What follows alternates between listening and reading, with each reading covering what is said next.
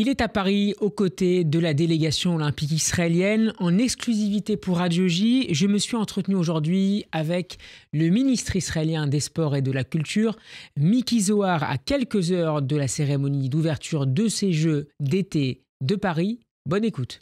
Monsieur le ministre Miki Zohar, bonjour à vous. Shalom, shalom, et merci d'avoir accepté l'invitation du Grand Journal. Vous êtes le ministre israélien des Sports et de la Culture et vous vous trouvez actuellement à Paris aux côtés du président de l'État hébreu Yitzhak Herzog. À quelques heures de la cérémonie d'ouverture, comment appréhendez-vous le début de ces Jeux Olympiques dans un contexte en France marqué par des critiques de l'extrême gauche contre la présence de la délégation israélienne en raison de la guerre à Gaza?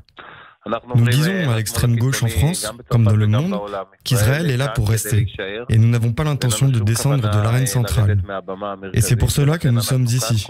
Je suis ici avec le président de l'État d'Israël, Yitzhak Herzog, pour montrer qu'Israël se trouve sur la carte et nous faisons tout ce qui est nécessaire pour représenter Israël honorablement.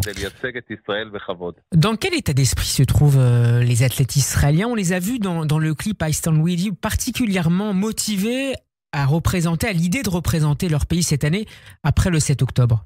Nous avons tout fait pour que la délégation israélienne se sente en sécurité. En sécurité pour représenter l'État d'Israël honorablement, sans que ses membres ne se soucient bien évidemment ni de leur sécurité, ni de leur état d'esprit. Je crois qu'il faut adresser un grand remerciement au Shabak, le service de sécurité intérieure israélien, et aux forces de renseignement français qui font un excellent travail pour protéger notre délégation. Et j'étais hier avec le président de l'État, à l'endroit où résident les Israéliens, au village olympique. Et nous avons vu qu'ils sont en grande confiance. On a même eu la chance d'installer une mezouza dans le bâtiment israélien où les sportifs israéliens dorment. C'était très émouvant et très honorable. Monsieur le ministre, la Direction nationale israélienne de la cybersécurité a révélé hier que l'Iran serait à l'origine d'une campagne d'intimidation ciblant les athlètes israéliens.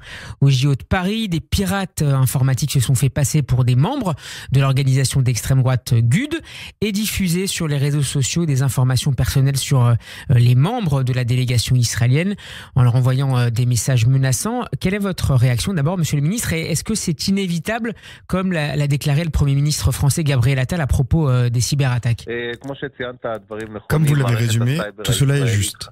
La Direction nationale israélienne de la cybersécurité a indiqué que l'Iran se trouvait derrière une cyberattaque contre la délégation israélienne.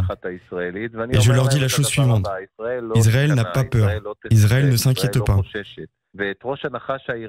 Et nous savons que le serpent iranien s'effondrera à terme. Nous lui donnerons une leçon comme nous avons donné une leçon aux Houthis, qui ont cherché à frapper Israël et qui ont vu le prix à payer. Et pour l'instant, nous faisons tout pour que la délégation soit en ordre de marche. Il y a une très forte motivation au sein de la délégation israélienne pour atteindre des objectifs. Les athlètes comprennent qu'à ce moment difficile du conflit, le fait qu'il y ait sur le podium un Israélien ou une Israélienne remportant une médaille et entendre même notre hymne national résonner aux Jeux Olympiques, la Tikva, c'est quelque chose qui rendra heureux tout le monde, toute la communauté juive en France et tous les citoyens israéliens. Nous serons tous joyeux, heureux et fiers. Vous en avez discuté avec des responsables français de cette menace ces dernières heures? Non, nous n'avons pas discuté avec le gouvernement français de manière personnelle. Moi, en tout cas, je n'ai pas parlé avec eux. Peut-être que d'autres l'ont fait. Je sais que le Shin Bet, la Direction générale de la sécurité israélienne et le Mossad, qui veillent aux intérêts israéliens dans le monde, ont rencontré des membres des renseignements français. Et ils mènent ensemble des opérations pour protéger la délégation israélienne dans cette période-ci et lorsque des sportifs viennent en Israël. Est-ce que les sportifs israéliens ont un peu peur? Non, les sportifs n'ont pas peur. Ils se sentent en sécurité. Ils bénéficient de toute la sécurité dont ils ont besoin. Nous œuvrons à ce qu'ils se sentent en sécurité et qu'ils considèrent que rien ne les perturbe au moment où ils se préparent pour leurs épreuves. Et pour faire le maximum pour pouvoir remporter la victoire. Monsieur le ministre des Sports Miki Zohar, revenons au terrain sportif. 88 athlètes font partie de la délégation israélienne cette année. Ils n'ont jamais été aussi nombreux, sauf à Tokyo en 2020. Quelles sont les disciplines sur lesquelles vous avez de bons espoirs d'obtenir une médaille? Je pense que oui. Je pense que nous avons une très bonne délégation avec des chances très importantes d'obtenir plusieurs médailles.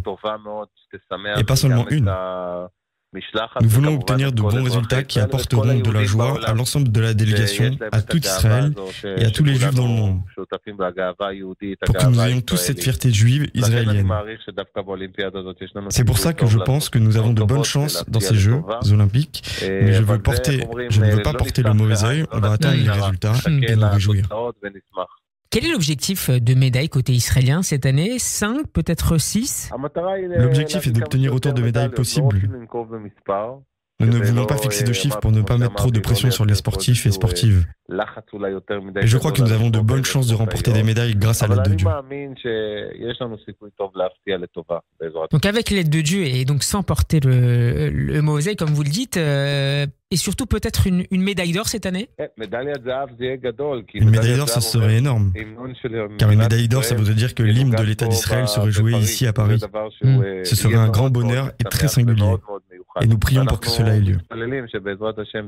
Un dernier mot, monsieur le ministre Miki Zohar, sur le boycott. Un judoka algérien, Driss Messaoud, a hérité au tirage au sort de l'Israélien Tohar Boudboul au premier tour. Il pourrait se retirer car l'Algérie ne reconnaît pas l'État d'Israël. Vous le regretteriez? Si quelqu'un veut se retirer, c'est son problème.